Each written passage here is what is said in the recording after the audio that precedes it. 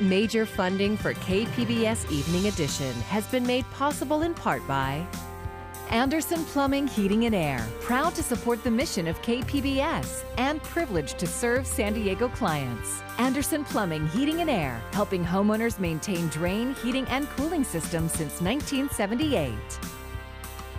And by the Conrad Prebys Foundation, Darlene Marco Shiley, and by the following.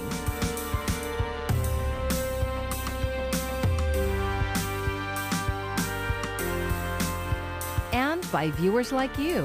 Thank you.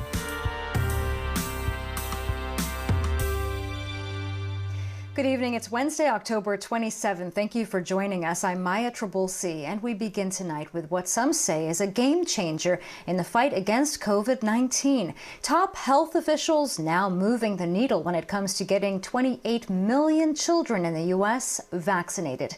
KPBS reporter Melissa May with more on when and the impact on the pandemic.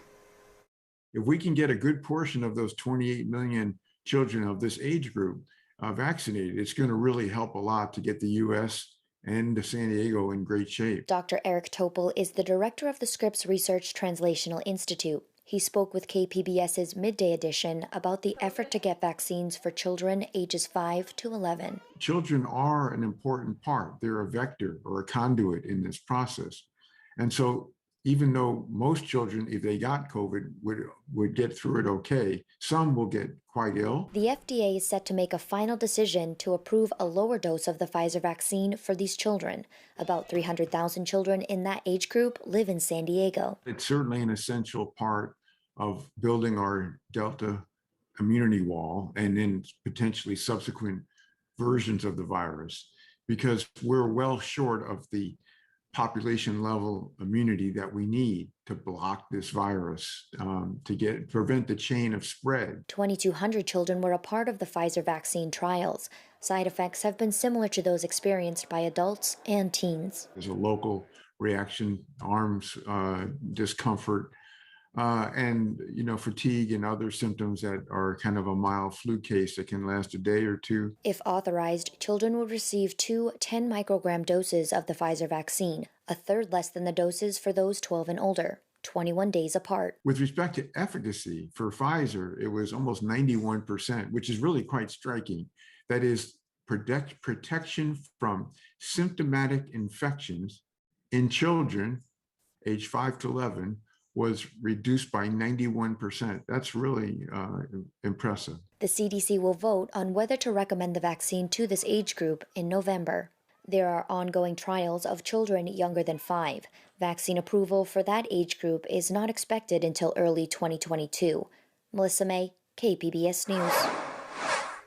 Governor Newsom is encouraging all eligible Californians to get a booster shot by getting one himself. He rolled up his sleeve for a third Moderna shot during a visit at a health clinic. The CDC authorized a third dose for certain immunocompromised people 18 and older, as well as those who work in high-risk settings. Now the agency says immunocompromised people who got the Pfizer or Moderna vaccines may need a fourth shot. That would come at least 6 months after a third shot. Another recall effort is underway, this time in Poway, and the target is Mayor Steve Voss. KPBS reporter Kitty Alvarado has the reason behind the recall drive that started today. Recall organizers call their effort Save Poway. Among the reasons for recalling Mayor Steve Voss, overcrowding and development projects they claim are questionable.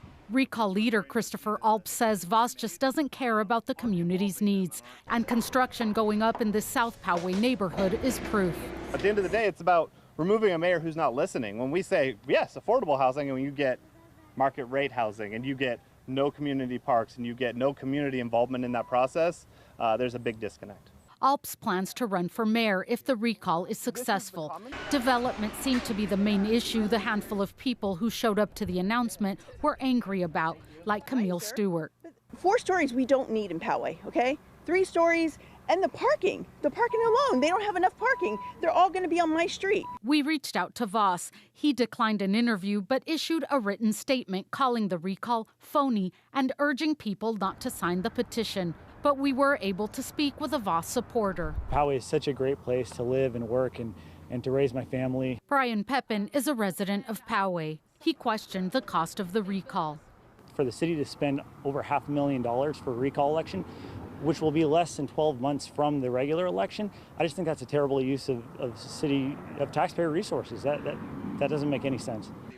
Alp says the price tag is overblown, especially if it's held in June with the primary already planned. Recall organizers have until February 17th to collect more than 6,600 signatures to qualify for the ballot. Kitty Alvarado, KPBS News. It's being called aggressive and needed, a new plan of attack when it comes to climate concerns in our area. KPBS Metro reporter Andrew Bowen explains the challenges and how the city of San Diego plans to pull it off.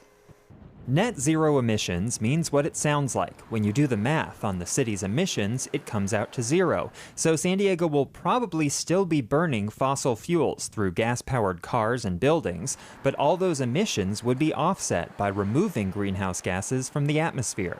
Gloria says the goal can be achieved with a more aggressive shift away from cars in favor of biking, walking, and public transit, and with tougher renewable energy standards for newly constructed buildings. Our region faces severe threats from extreme heat, wildfires, drought, flooding, and sea level rise. San Diegans see it around them every single day. We experience it, we know it's happening, and we have to take action to prevent it. The city's climate action plan already requires a 50% reduction in greenhouse gas emissions by 2035. The more aggressive goal of net zero emissions would be legally enforceable, meaning if the city misses its targets, it could be sued. San Diego City Council member Sean Elo Rivera says climate action is often framed as a burden, but that there's a lot more for people to gain. With equitable climate action, we can improve communities so all residents can get to school and work and run errands without a car. We can provide for park space in every neighborhood. We can ensure clean air is not just for wealthy areas, but for all residents. The City Council will begin its review of the mayor's proposal next month. Andrew Bowen, KPBS News. Time is ticking for President Biden to get his spending bill done. The president has made it clear he wants lawmakers on board before he leaves for a climate summit in Europe tomorrow. Here's reporter Chris Nguyen on the remaining sticking points. Hoping to secure support for President Biden's Build Back Better plan, White House officials met Wednesday with key holdouts, including West Virginia Senator Joe Manchin, who says he believes an agreement can still be reached. To expand social programs when you have trust funds that aren't solvent, they're going insolvent, I can't explain that. It doesn't make sense to me. I want to work with everyone as long as we can start paying for things. The initial $3.5 trillion spending bill is now expected to be roughly half its original size, but would still address climate change, universal pre-K, and health care, among other issues. When it's ready, it will be ready. Senate Republicans are united in their opposition, but nearly all Senate Democrats want to tax the richest of the rich, forcing billionaires to help pay for the package and increase tax rates for top corporations. What we're trying to do is ask the wealthy, the very wealthy, to pay their fair share in order to finance some improvements in regular people's lives.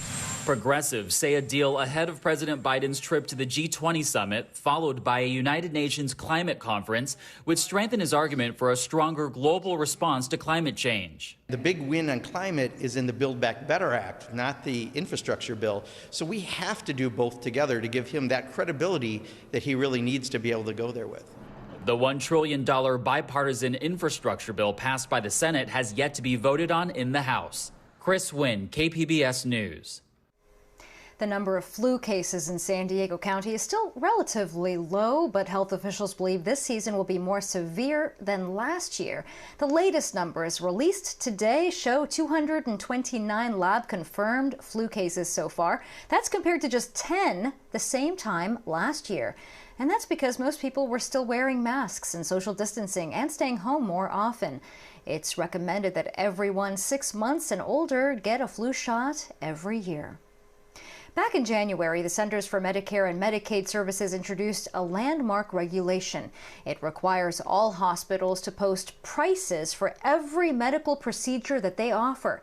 But more than 10 months later, many hospitals in San Diego and across the country have failed to comply.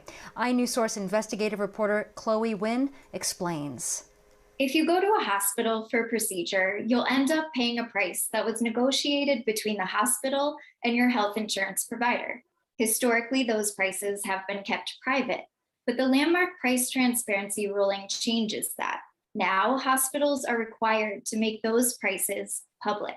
But iNewsSource reviewed an audit done by a private firm that found that the majority of hospitals in San Diego have yet to publish all of their prices. Jim Jusko, founder of Firelight Health, told me why he believes so many hospitals have been slow to comply. If you're selling the same thing at one price to one party and another price to another party, and here I mean a hospital is selling a hip or knee surgery to Humana at this price, but to United Healthcare at that price. You'd rather not have your two customers know what prices you're selling these items for. Jusko says that's because one of them is getting a better deal than the other. For KPBS, I'm iNewsSource investigative reporter Chloe Wynn. iNewsSource is an independently funded nonprofit partner of KPBS.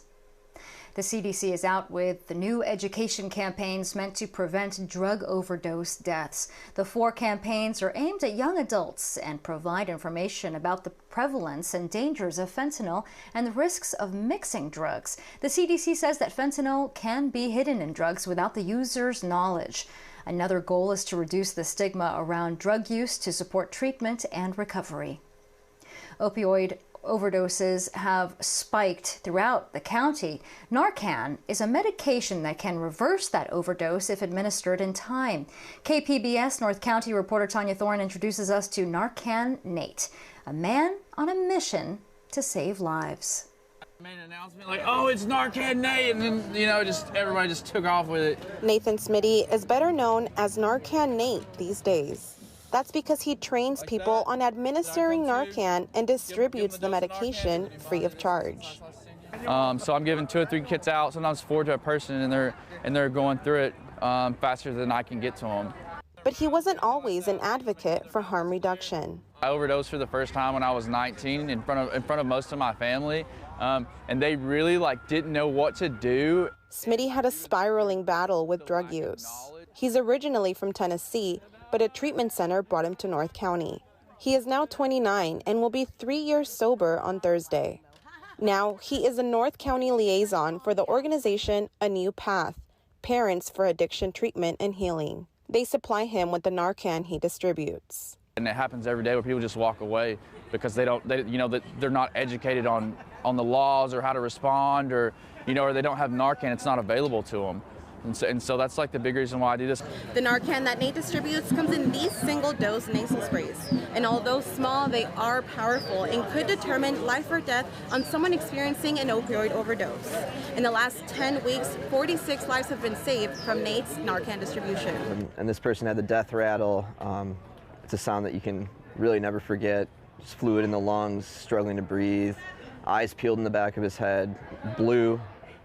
This person has saved someone from overdosing with Narcan he got from Smitty. He didn't want to share his identity. I administered Narcan, waited a couple minutes, nothing was happening. He probably wasn't breathing for I want to say 4 minutes. So we ended up administering 2 more, so 3 total. He came back. Smitty gives training and Narcan to anyone that requests it. But most of his Narcan supply goes to the homeless community at the shower events he attends. Smitty says homeless people are one of the groups with the least access to Narcan due to its cost. You could go to the pharmacy. If you don't have insurance, it's a pretty hefty price to pay. It's like $100 and something, and that's through GoodRx, so that's even with the discount. Smitty does have critics who say his Narcan distributions enable drug use. To them, he says, I'm helping, giving them a second chance is what I'm doing. You can't recover if you're dead. All of Smitty's work is voluntary, and he doesn't get paid for transportation. So he has started a GoFundMe to help him expand. I would like to be mobile. I would like to have a van and have a mobile distribution, because right now I'm covering just a couple mile radius in Oceanside, and that's where those lives have been saved at. Tanya Thorne, KPBS News. New information in the investigation into a deadly incident on a set of the movie Rust. The Santa Fe County Sheriff says the gun used by actor Alec Baldwin fired a suspected live round that killed the cinematographer. Here's reporter Daryl Forges. The facts are clear. A weapon was handed to Mr. Baldwin. The weapon is functional and fired a live round. After nearly a week of uncertainty, Santa Fe Sheriff Adam Mendoza says investigators suspect it was a live round fired by actor Alec Baldwin that killed cinematographer Helena Hutchins and injured director Joel Souza on the set of the movie Rust. Sheriff Mendoza says the so-called dead projectile was recovered from Souza's shoulder. We regard this specific spent casing and recovered projectile to be the live round that was fired from the revolver by Mr. Baldwin. Through search warrants, investigators say they collected about 600 items of evidence, including 3 firearms, approximately 500 rounds of ammunition, and several pieces of clothing and accessories. We believe that we have in our possession the firearm that was fired by Mr. Baldwin. Now they are working to figure out how a loaded gun ended up in Baldwin's hands that day. People that inspected or handled the firearm when it was loaded before it got to Mr. Baldwin, we're interviewing. And there's some follow-up questions that we need to do. Baldwin is cooperating with investigators. As for potential charges for anyone involved, we cannot answer that question yet until we complete a more thorough investigation. I'm Daryl Forges reporting. With more people flying, airport travelers are once again seeing delays, cancellations, and long lines. But new facial recognition technology could cut down waiting times at security checkpoints. Reporter Pete Muntean has the story. For the first time, your next flight could be unlocked by facial recognition technology, starting at bag check, going through security, and all the way to the gate. Success. You're welcome aboard. The new partnership between Delta Airlines and the Transportation Security Administration aims to save passengers time as people are flooding back to airports. And really hopefully reduce stress and increase the speed at which people traverse through the airport. Delta's Ranjan Goswami showed me how the system works at bag check. He says what typically takes 2 minutes and 30 seconds is now down to 30 seconds. He says the process of verifying your identity at the TSA checkpoint is now down to only 6 seconds. I think the timing could not be more perfect in many ways because you're right, more and more regular travelers are coming back to travel. The trial will start at Delta's busiest hub, at first for those in Delta's frequent flyer program who also have TSA pre-check. Passport and visa photos in a federal database are compared with your live photo. The TSA insists that file is immediately destroyed, upping security from cyber threats and hacks. We've definitely taken privacy considerations into account the whole way. If somebody does not want to participate, they do not have to opt in and participate. They really have that choice if they want to have the experience. Thank you. Welcome to the Airlines Club. American Airlines is also trying facial recognition at its DFW terminal lounges. But industry experts think using the technology from the moment you arrive at the airport could cut the time you spend waiting in half. If we see the TSA get that kind of an increase in productivity, long airport security lines could be a thing of the past. And the U.S. has issued its first passport with an X gender marker. Anyone applying for a passport can mark an X gender if they identify as non-binary, intersex, or gender non-conforming persons. Previously, applicants would need a medical certification. The State Department is still updating the system and forms for this new policy and should be completed early next year. More storms means more snow in the mountains, and that equals more business for ski resorts. Today, another one, Palisades Tahoe, joined Mammoth Mountain in announcing its opening. Recent storms dropped 3 feet of new snow, allowing for the move. As of now, both resorts plan to run weekend skiing starting this weekend.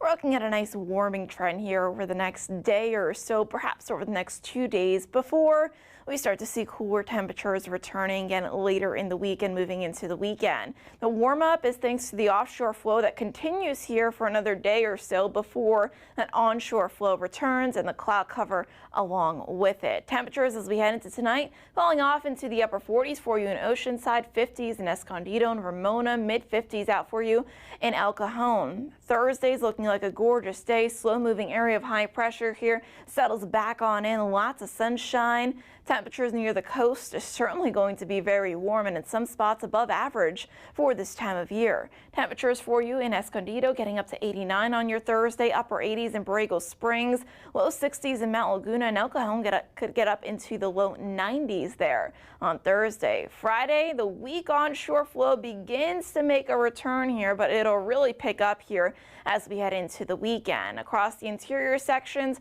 bright and seasonable temperatures here. So overall, it does look like a pretty tranquil pattern here to close out the work week. Temperatures go from the low 80s near the coast on Thursday, and as that onshore flow returns, we'll drop back off into the 70s and see a little bit of a bigger cool down here as we head towards the end of the weekend and into next week, with temperatures falling off into the 60s. Further inland, temps go from close to 90 degrees on Thursday into the mid 80s on Friday, 70s for you on Saturday, and then by the start of the next work week, we'll be barely holding on to the low 70s. In the mountains, temperature is not changing a whole lot here, low 60s back down into the 50s over the next couple of days.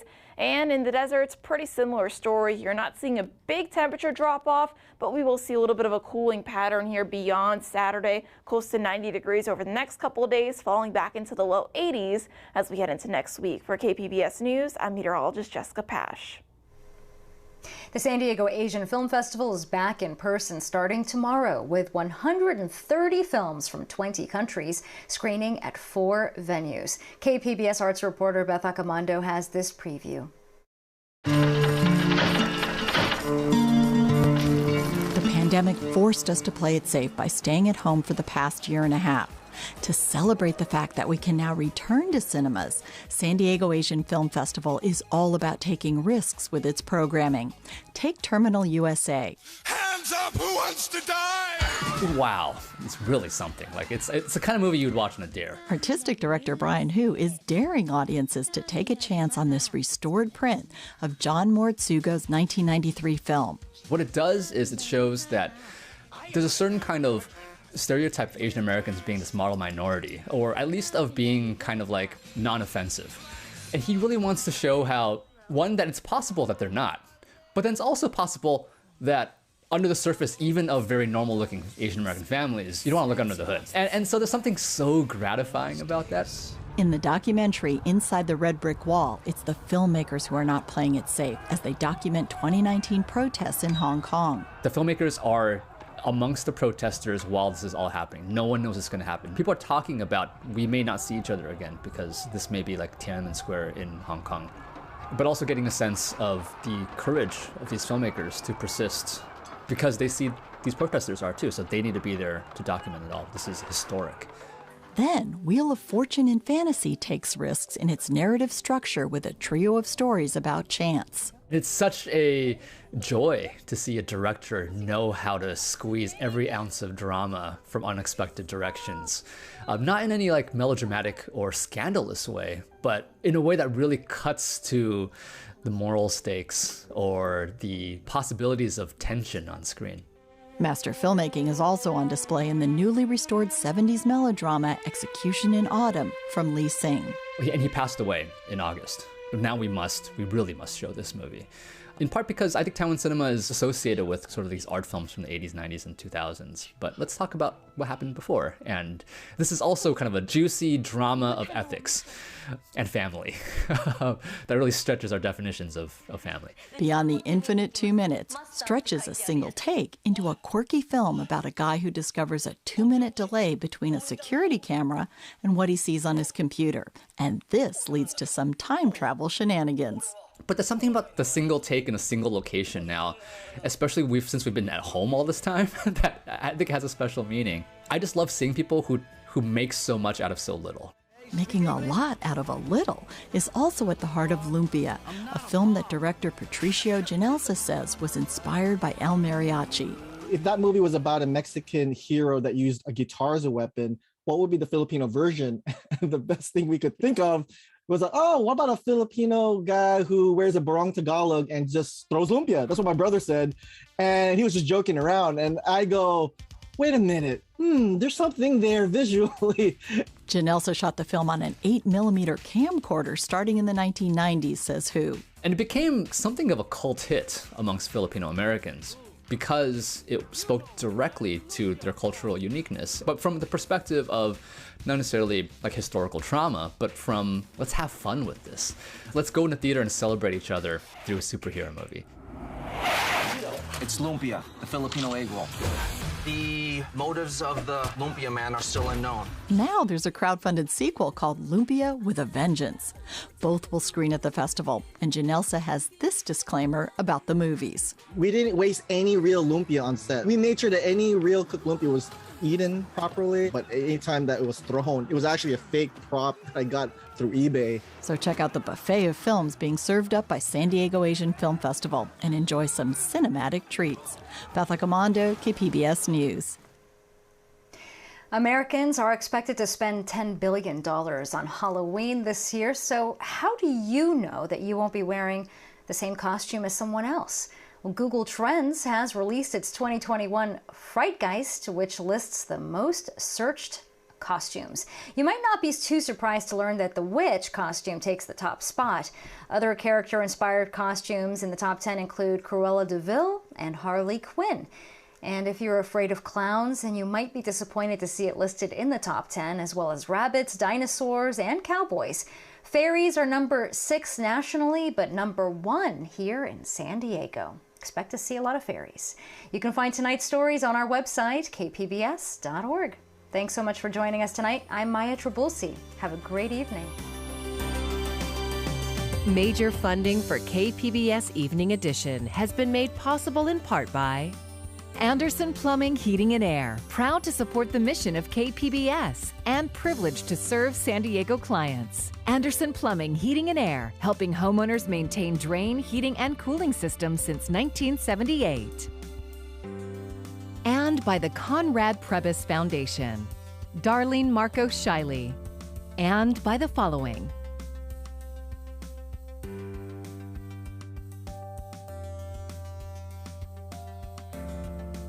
And by viewers like you. Thank you.